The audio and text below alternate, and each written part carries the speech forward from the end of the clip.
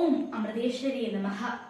ശാസ്ത്രങ്ങളുടെയും ഉപനിഷത്തുകളുടെയും സാരം ഒരു ചിമിഴിൽ കടലെന്ന പോലെ നിറഞ്ഞിരിക്കുന്ന അമൃതഗ്രന്ഥമാണ് ശ്രീമദ് ഭഗവത്ഗീത. വിശ്വരൂപ ദർശനത്തിനു ശേഷം അർജുനൻ ഭഗവാനോട് നടത്തുന്ന അപേക്ഷയാണ് 11-ാം അധ്യായത്തിലെ 45-ാം ശ്ലോകത്തിൽ പ്രതിപാദിക്കുന്നത്. അദൃഷ്ടപൂർവം ഹൃഷിതോസ്മി ദൃഷ്ട്വാ ഭയേന ച പ്രവദിതം മനോ മേ തഥൈവ മേ ദൃശ്യദേവരൂപം പ്രസീദ ദേവേശ ജഗന്നിവാസ. ഇതുവരെ കണ്ടിട്ടില്ലാത്ത അങ്ങയുടെ വിശ്വരൂപം കണ്ടപ്പോൾ എനിക്ക് വലിയ സന്തോഷം തോന്നി. എന്നിട്ടും എന്റെ മനസ്സ് ഭയത്താൽ വിറയ്ക്കുന്നു. ദേവന്മാരുടെ ദൈവമേ, പ്രപഞ്ചത്തിന്റെ വാസസ്ഥലമേ, എന്നിൽ കരുണ കാണിച്ച് അങ്ങയുടെ പ്രസാദനമായ രൂപം എനിക്ക് വീണ്ടും കാണിച്ചു തന്നാലും. വ്യാഖ്യാനം: 2 തരത്തിലുള്ള ഭക്തികളുണ്ട്: ഐശ്വര്യഭക്തി, മാധുര്യഭക്തി. ഐശ്വര്യഭക്തി എന്നത് ഭക്തനെ ദൈവത്തിന്റെ സർവശക്തമായ രൂപത്തെക്കുറിച്ച് ധ്യാനിച്ചുകൊണ്ട് ഭക്തിയിൽ ഏർപ്പെടുത്താൻ പ്രേരിപ്പിക്കുന്നിടത്താണ്.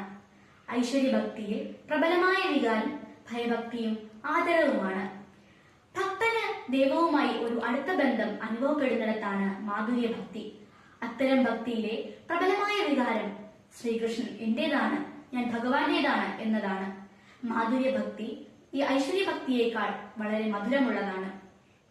ദൈവത്തിന്റെ ദിവ്യാനന്ദം അവന്റെ എല്ലാ രൂപത്തിലും അതിമനോഹരമാണ്. ദൈവത്തിന്റെ സർവശക്തമായ രൂപം മറച്ചുവെച്ച് ഭക്തന് ശ്രീകൃഷ്ണനുമായി 4 തരത്തിലുള്ള ബന്ധങ്ങൾ സ്ഥാപിച്ചു: സഖ്യഭാവം, ദാസ്യഭാവം, വാത്സല്യഭാവം, മാധുര്യഭാവം. അർജുനൻ സഖ്യഭാവ ഭക്തനാണ്. ഭഗവാനുമായി ഒരു സാഹോദര്യ ബന്ധം ആസ്വദിച്ചു. ദൈവത്തിന്റെ വിശ്വരൂപം കണ്ടപ്പോൾ അർജുനന് ഭയവും ഭക്തിയും തോന്നി. എന്നിട്ടും താൻ ആസ്വദിച്ച് ശീലിച്ച സഖ്യഭാവത്തിന്റെ മാധുര്യം അവൻ കൊതിച്ചു. അതിനാൽ താൻ ഇപ്പോൾ കണ്ട വിശ്വരൂപം മറച്ചുവെച്ച് തന്റെ മനുഷ്യരൂപം വീണ്ടും കാണിക്കാൻ അദ്ദേഹം ശ്രീകൃഷ്ണനോട് പ്രാർത്ഥിച്ചു. എല്ലാ ഭക്തർക്കും സുരക്ഷിതത്വം നൽകുന്ന പ്രപഞ്ചത്തിന്റെ രക്ഷാധികാരിയായ ഭഗവാനോട് കരുണ കാണിക്കാൻ അർജുനൻ ആവശ്യപ്പെട്ടു. ആത്മീയ സാധനകളിലൂടെ ഭഗവാനെ ഭക്തിപൂർവം സേവിക്കുന്നവർക്ക് ഈശ്വരന്റെ രൂപം ദർശിച്ച് സായുജ്യമടയാം. ഓം നമഃ ശിവായ.